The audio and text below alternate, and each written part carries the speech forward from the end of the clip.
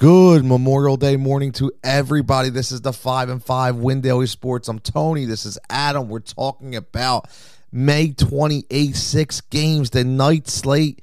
Last night, we had the sneaky stack with Oakland. Attack John Gray. You still started him at 50%. I don't know why, but again, let's see if we can give you some more winners tonight. Adam, who is the ace of the slate for tonight? We're not going to get everything right, but I felt pretty cruel with not playing John Gray in GPP last night. You know, for tonight, we talked the other day about Tony Gonsolin. He's still a very viable option. The Dodgers pushed him back a day. I'm still very interested, but I do think Joe Musgrove is probably going to be way more popular in cash games. I think he'll probably be more popular overall. I know Sean Manaea struggled last night, but Joe Musgrove has just been absolutely phenomenal this year so far. His slider is just ridiculous. He's got a whiff rate over 40%, even though it's his main pitch. He's faced the Pirates once before.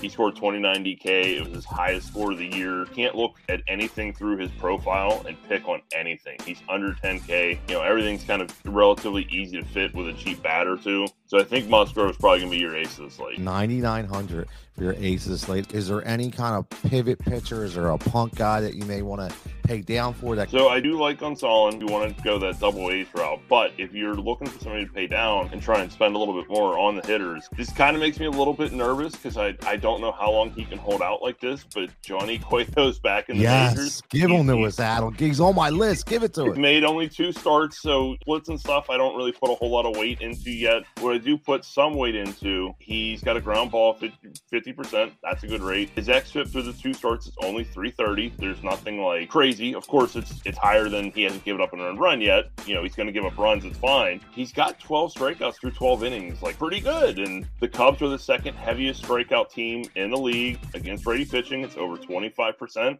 Could he get blown up? Sure, Johnny Cueto. He hasn't pitched in the majors before these 2 starts this year. He's certainly on the downside of his career. He's on the back 9, but he's only 7,200. If you're going to give me a good strikeout matchup, I really don't hate it today. No, it's funny because, you know, full transparency, we say this all the time. It's not like me and Adam prepared together for this show. And my punt pivot pitcher today was Johnny Cueto, and I was loving when he mentioned it because, again, just like Adam said, we're not worried about the wins. We know what's going to happen, but here's a guy who hasn't pitched, who's giving you 6 innings consistently his first 2 starts. He's only given up 8 hits. He has 12 strikeouts, and he's getting stronger. 81 pitches the first game, 95 the second game. Yeah, so, right, so you have a guy that can go deep for 7,200. That's really good value. Keegan Thompson, I think, might get some traction. He scored 22 and 15 in his last couple of appearances. You got to remember, man, he hasn't been over 65 pitches. He has to be nearly perfect. Doesn't have those pitches to make up for mistakes. So when you're deciding on guys like that, yeah, they're $2,000 difference. That's a big difference in pitch count. So you got to keep that in mind. Great point. And his last 2 games, Arizona and Pittsburgh. You're facing the White Sox now. A little different. Little different. Yeah, the world's going to open up a little bit tonight for my man KT. Who do you think we're going to attack on this side? Who's going to be a gas can right here? He hasn't been a gas can overall, but he started twice against the Dodgers. Things have not gone well for Merrill Kelly. Who can really blame him, right? It's the Dodgers. His last time against them, he only made it 2 innings. He gave up 8. He's kind of hit the skids here a little bit his last 3 starts. 3, 8, 3 earned runs. He's not really big K guy. We talked about yesterday, like, you can't miss bats, especially against teams like the Dodgers. These really dangerous offenses, it's probably not going to end well for you. So I think the Dodgers are still going to be really, really popular on this slate, and probably justifiably so. Really hard to get value in that Dodgers lineup because they're just all so good. Rios might be about the only route you can have. He's been in the lineup quite a bit lately. Muncy's still day to day. I mean, 3,600 is not super, super cheap, but Rios has been fine. He's been getting a little bit more consistent playing time lately. Now, who's the team that we're going to stack today? I actually think I might turn to the White Sox because as good as Thompson has been in his limited work, he's not going to be in there for super long. If they can kind of stretch him out and maybe make him throw 60 to 70 pitches in his first 3 innings, you got the rest of the game against that Cub bullpen. You can't really bank on a particular matchup per se, but this White Sox team hasn't exactly hit their stride yet. They're really, really inexpensive right now. Jose Abreu's only 43. Tim Anderson's only 5K flat. Everybody else is under 4K here.